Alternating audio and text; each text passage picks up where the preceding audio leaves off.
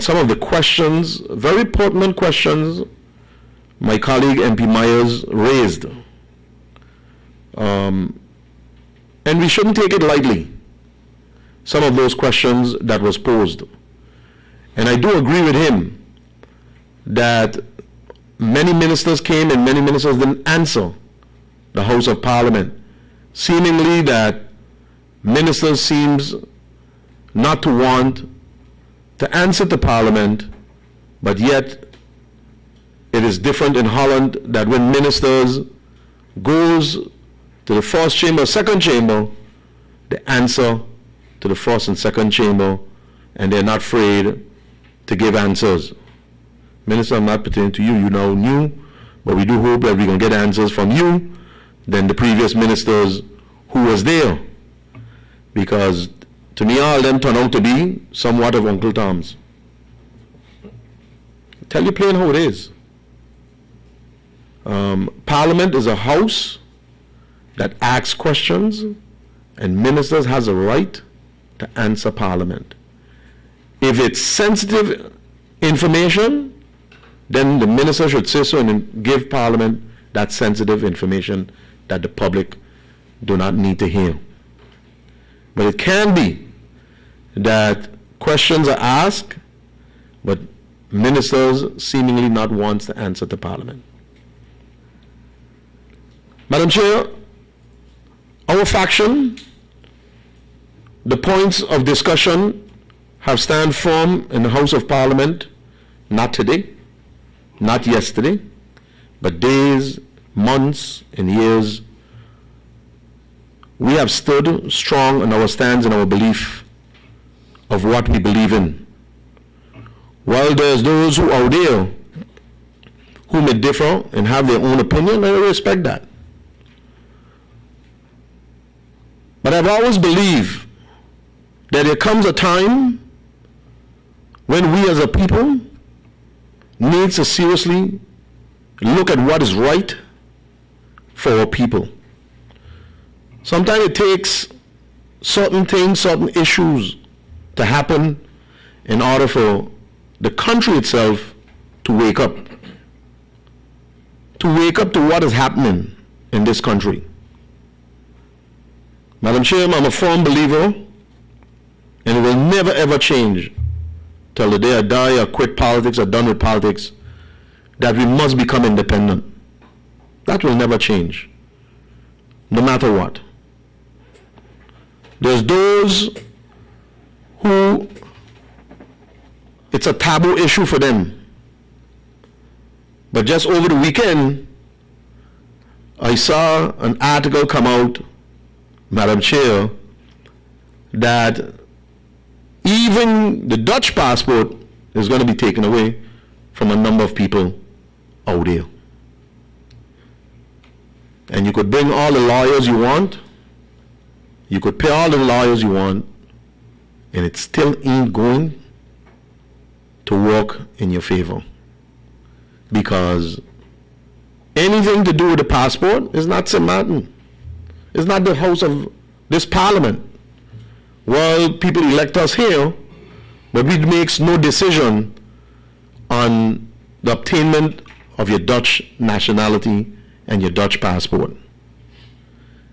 It is the same members of parliament from the first and second chamber who determines who should get a Dutch passport and become a Dutch citizen. But I believe the time is coming when we should be determined that in this House of Parliament. Because we are not living in apartheid years anymore. We are living in the new world, as they may call it. The antiquated laws that exist isn't functioning, isn't working today.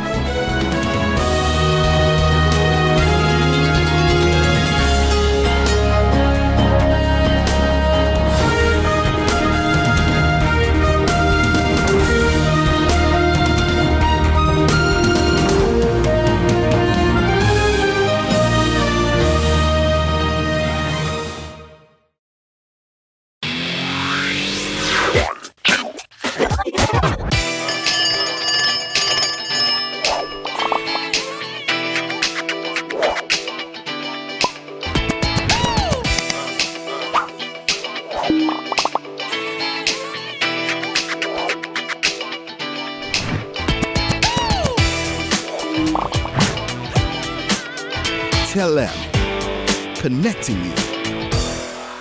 GEBE has been faithfully serving the communities of St. Martin, powering your home and our economy.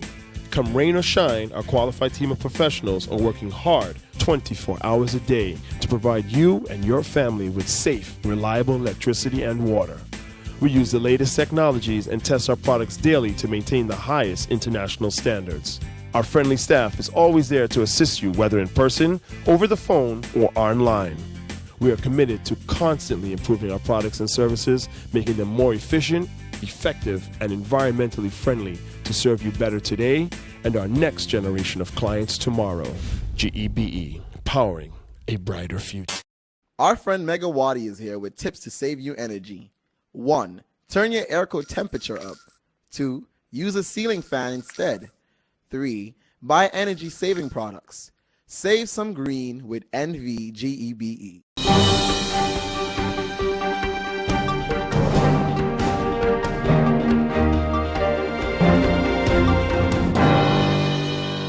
It's not something that came out now because people lost their job or because people get reduced work hours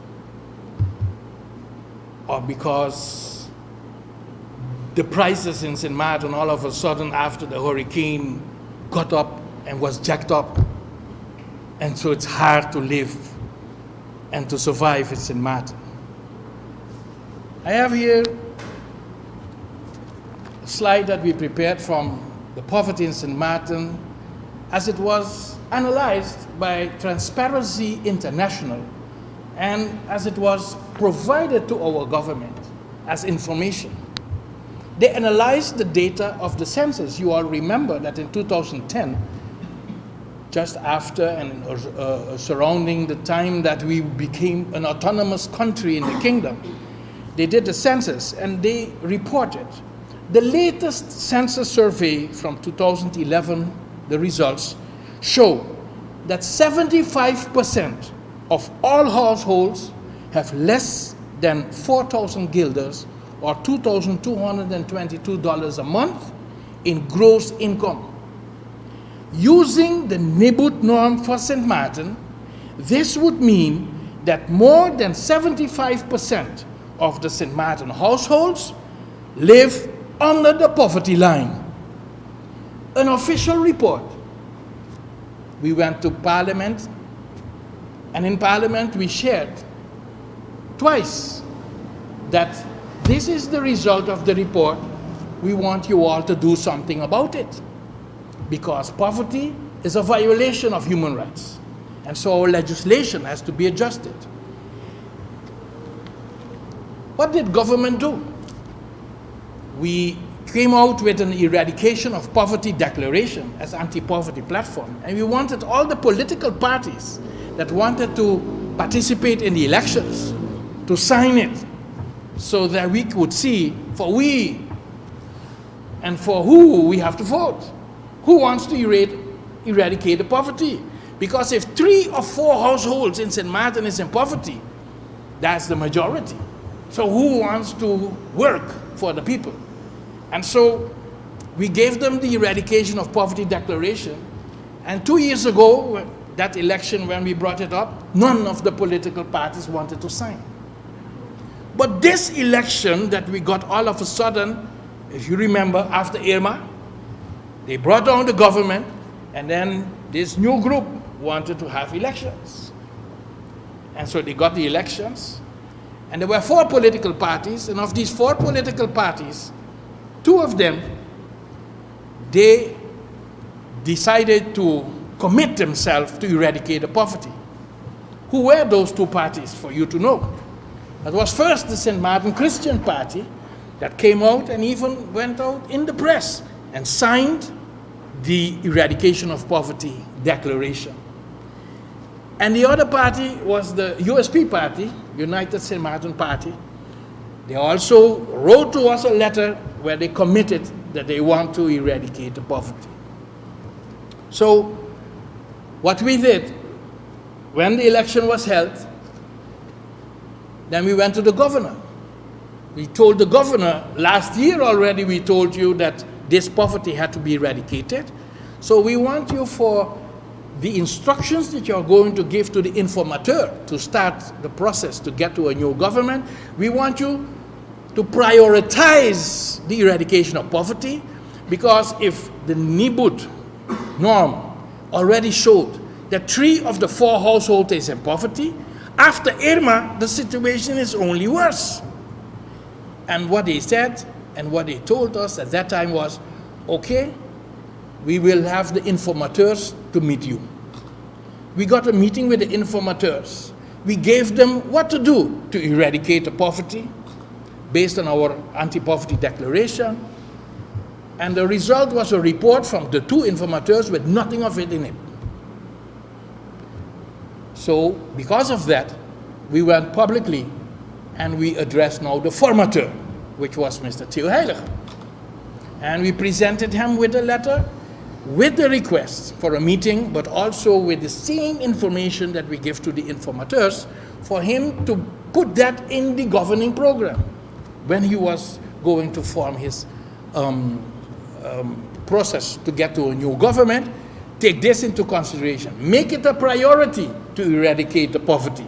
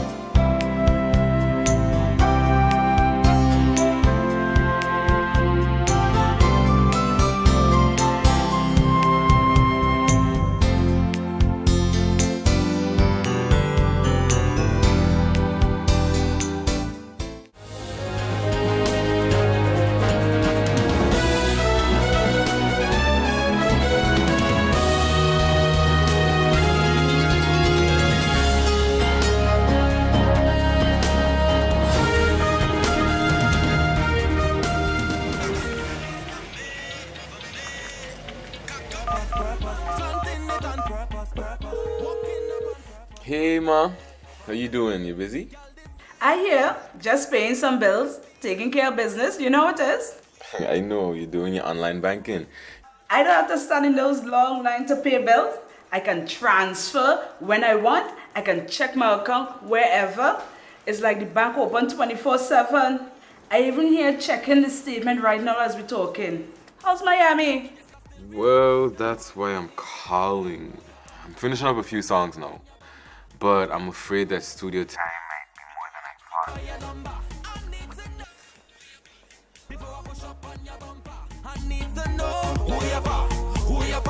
thought. And I was wondering if I could get some help with some funds, and I could pay you back as soon as I get back to St. Martin. Let me check my account. How much you need? I think 500 should be enough. I can transfer it to you while online. Direct from me to you. No problem. Great. Thank you so much, Ma. I'll get online with Viv now. Alright, darling. You know who you're for? I need to know who you're for. Contact WIB today for your complete personal online banking experience. Available for all mobile devices. The Windward Islands Bank, now your online banking partner in progress. Who you for?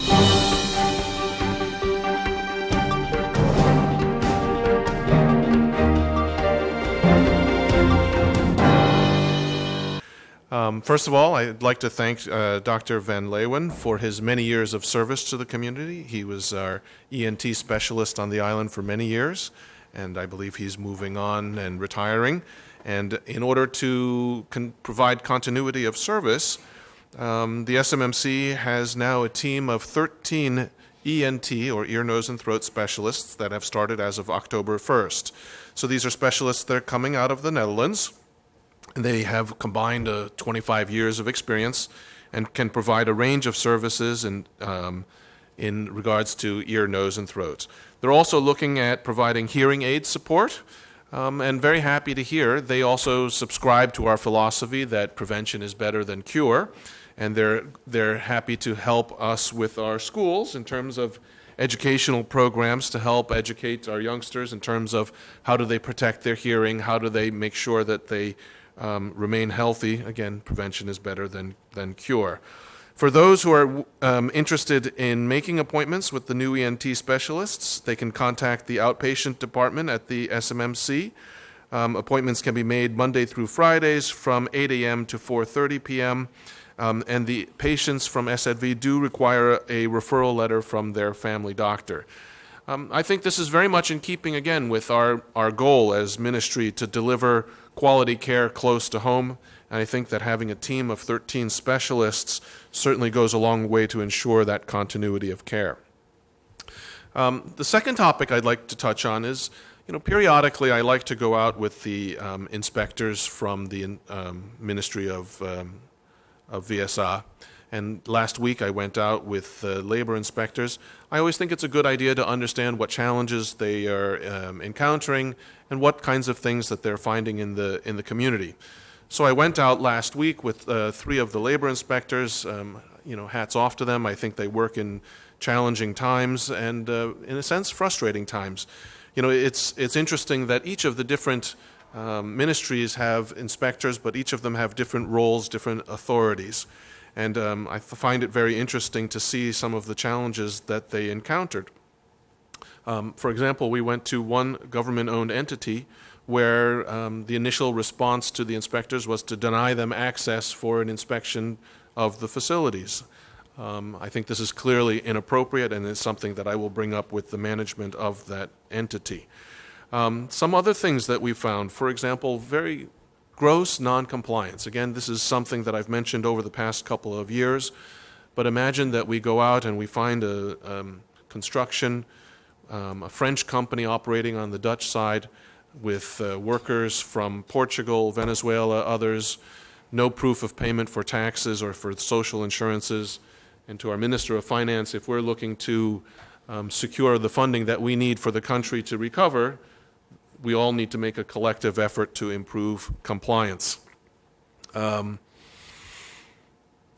things we found, individuals without their doctor's cards, again, some say that the premiums were paid, but they were having complications in terms of getting time off from work to go pick up their cards. I think that in some of the instances, the employers perhaps were not compliant, and therefore the employees not entitled to their cards. Again, this is something that the inspectors for SZV, for the Ministry of VSA, and other ministries are going to address. And I certainly recognize some of the frustration in the community I hear from employers in terms of dealing with SZV, employees dealing with SZV, and we're looking to see how we can streamline the process for people to register their companies and to get their employees' cards. But I also realize that SZV is dealing with challenging times in terms of a lot of non-compliance and even instances of fraud. I would like to recommend a couple of things. Employers, I want to make sure that they understand they have a responsibility, regardless of the legal status. In other words, whether the employees are documented on the island, if they have their residence, they are still obligated to pay their taxes and social premiums, regardless. And I think from our philosophy as a government, we need to try and ensure compliance, and I think we're looking at it in a phased approach. Certainly for people who are paying their taxes and social premiums, I think that we would certainly work along with the employers in terms of how can we improve their compliance in terms of work permits and residence permits.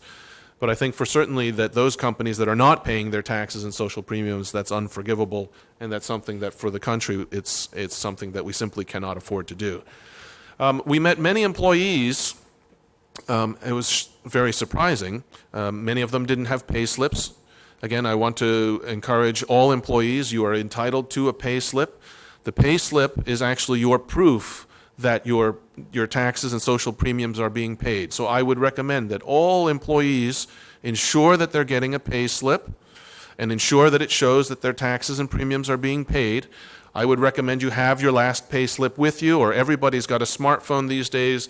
Take a picture of your last pay slip because, again, when we went out, many of the people didn't have pay slips and couldn't show proof that they were paying any of their taxes. They should have identification. That's something that you're obligated to have as well. A copy of your labor agreement. I think that's also a good idea. Again, you can just take a picture of it, have it on your phone. At least you can show that you're to some degree compliant. And honestly, I feel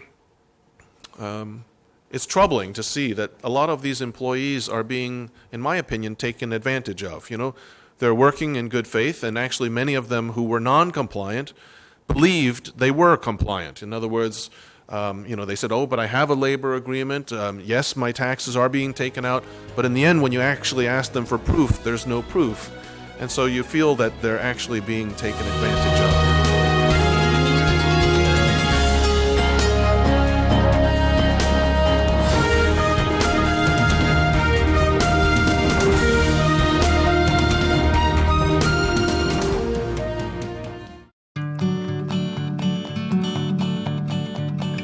It's been said that behind every door, possibility awaits.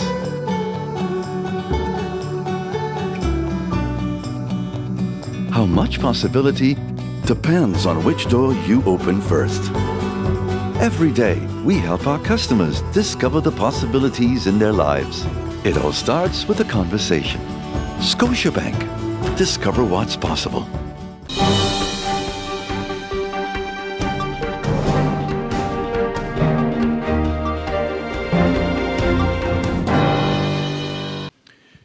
So, our good friend Irma. So, 101 boats are still in the Simpson Bay Lagoon. It's a little bit difficult to see, but you can actually see two of the big yachts that were sunk. Maybe if the lights get hit, but just leave it. This is one of the big yachts here in Port-au-Plaisance, and this is another big yacht here at Ile de Sol. And these lines that you see, I can see a little bit better. These lines that you see coming from the vessels, you know, that's all wastewater that is being leaked into the Simpson Bay Lagoon. Yeah, oil, battery acid, septic, etc., etc. I had some skin rashes after being in the lagoon after the hurricane. One of the activities that we were involved in after the hurricane also is to check all the vessels to make sure they were clear of bodies. So we would go from boat to boat. Unfortunately, some people would stay on their vessel, and we would go from boat to boat to check to see if there were any bodies on board. If there were bodies on board, we would take them out. If not, we would check them off of our list. Fortunately, this one was empty, or else I wouldn't show the video. And this is actually a floating bar that was called Jab Jabs, which we sank last week as an artificial reef, so it's a good ending. After much debate and deliberation and consideration about permits, etc., we finally started to salvage the boats. We salvaged almost 500 boats in Oyster Pond and in the Simpson Bay Lagoon, but like I said earlier, we still have over 100 boats left to be salvaged. Not only did we have impacts on land, but we also had significant impacts on water. This is a dive site. It's 2 kilometers away, and believe it or not, those are concrete blocks that got blown by the hurricane from land 2 kilometers out to sea. So we actually cleaned up as much of the debris on the dive sites as we could.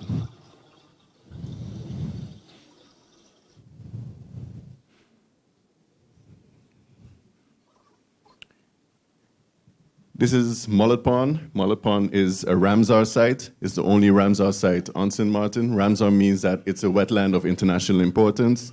It is one of the last remaining mangrove areas, intact mangrove areas on the dot side. And we spent about 2 weeks cleaning out toilets, washing machines, everything you can imagine because of all the vessels that sank in one of our most important wetland areas. Of course, also, we did quite a bit of work on beaches, and I also put this in here to highlight the importance that a clean and healthy environment has on the economy of the island. We spend almost 3 months going from beach to clean up as much as we can, clearing it of zinc, clearing it of debris that might cause injury to beachgoers. And it was actually, it came to a point where the cruise ship industry was contacting the Nature Foundation on updates on whether or not the beaches were healthy enough for the cruise ships to come back to St. Martin for their visitors to go to. So it was dependent on our cleanup activities, which contributed to whether or not the cruise ships will come back to the island after the storm. That's actually a fence post from the airport, believe it or not. I'm not so sure if they got it back. And then one of the main things, of course, that we did is to research the impacts of the hurricane. Over the past couple of weeks, you may have seen in the media some reports that came out about some of the impacts both on land and in the water, and it's all based on some of the research that we did right after the hurricane to try and determine what exactly the impacts were on our ecosystem that the storm brought.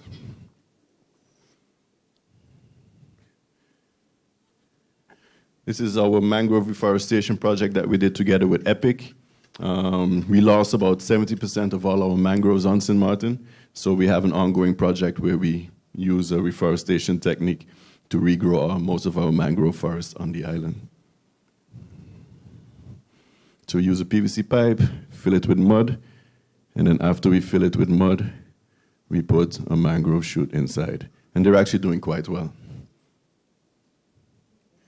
Our national bird too, we were, after the hurricane for weeks and weeks, we saw no birds, especially no pelicans. Pelicans are not only important because of our heritage, I mean, they are our national bird, but they're also an indicator species. By indicator species, I mean to say that, you know, if you have a healthy pelican population, it shows that you have a healthy environment in general. So we were very happy a month after the hurricane, where we went to the main pelican nesting sites at the fort, that we were able to establish that the pelicans were indeed back.